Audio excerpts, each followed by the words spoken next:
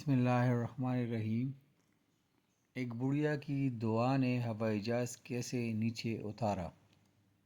جب اللہ تعالیٰ دعا قبول کرتا ہے تو اس کے لیے اسباب بھی مہیا کر دیتا ہے، مگر کیسے؟ وہ گاڑی سے اترا اور بڑی تیزی سے ہوائی اڈے کی جانب لپکا۔ جہاز اڑنے کے لیے تیار تھا اور اسے ایک کانفرنس میں شرکت کرنی تھی جو اسی کے اعزاز میں دی جا رہی تھی۔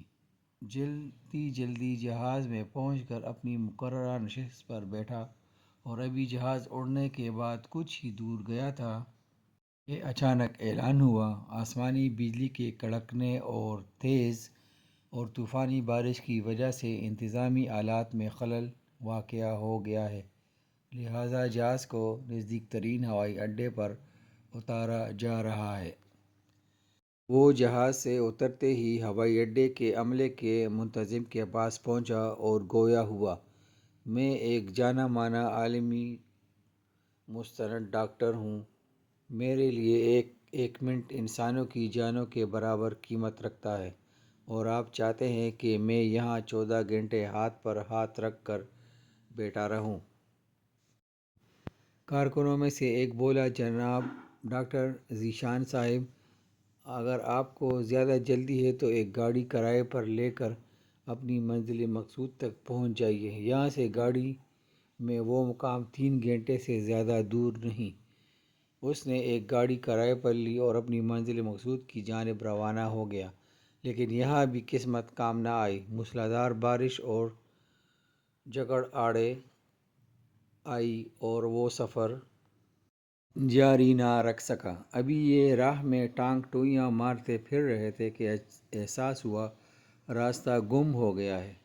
نا امیدی کے ساتھ آگے چل ہی رہے تھے کہ اچانک ایک چھوٹے سے گھر پر نظر پڑی۔ اس طوفان میں غنیمت جان کر نیچے اترا اور جا کر دروازہ کھٹکھٹایا۔ آواز آئی، جو کوئی بھی ہے اندر آ جاؤ، دروازہ کھلا ہے۔ اندر ایک بڑھیا زمین پر جائے نماز بچھائے بیٹھی تھی۔ اس نے کہا، ماں جی اجازت ہے میں آپ کا فون استعمال کر لوں؟ بڑھیا مسکرائی اور بولی، بیٹا کون سا فون؟ یہاں تو نہ بجلی ہے نہ فون، لیکن تم بیٹھو، سامنے چائے رکھی ہے، پیالی میں ڈال کر پیو، تھکن دور ہو جائے گی، اور کھانے کو بھی کچھ نہ کچھ رکھا ہوگا، کھا لو تاکہ اگلے سفر کے لیے بدن میں ڈاکٹر نے بڑھیا کا شکریہ ادا کرتے ہوئے پیالی میں چائے ڈالی اور پینے میں مشغول ہو گیا، جبکہ بڑھیا نماز و دعائیں میں مشغول تھی۔ اچانک بجلی کو ندی تو ان کی نظر پڑی اس بڑھیا کی جانماز کی بغل میں ایک بچہ کمبل میں لپٹا ہوا ہے، جسے وہ تھوڑی دیر بعد ہلاتی جا رہی ہے۔ جب کافی دیر بعد بڑھیا نماز پڑھ کر فارغ ہوئی تو ڈاکٹر نے کہا، میں آپ کے اس اخلاق و لطف و کرم کا نہایت ہی مشکور ہوں، میرے لیے بھی دعا کیجیے۔ آپ کے اخلاق حسنہ اس بات کی خبر دیتے ہیں کہ آپ کی دعا ضرور قبول ہوگی۔ بڑھیا بولی، نہیں بیٹا، ایسی کوئی بات نہیں، تم راہگیر ہو اور راہگیروں کے ساتھ حسن سلوک کا حکم اللہ نے دیا ہے۔ میں نے تمہارے لیے بھی دعا کی ہے، خدا کا شکر ہے کہ اس نے میری ہر دعا سنی ہے، بس ایک دعا کی قبولیت میں شاید ابھی کچھ دیر ہو۔ ڈاکٹر نے پوچھا، کون سی دعا؟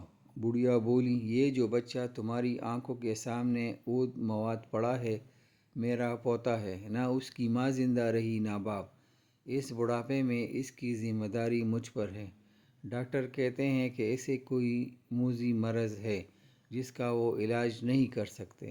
کہتے ہیں ایک ہی ڈاکٹر ہے، بڑا نامی گرامی، نام بتایا تھا اس کا، ہاں ذیشان، وہ اس کا آپریشن کر سکتا ہے، لیکن میں بڑھیا کہاں اس تک پہنچ سکتی ہوں؟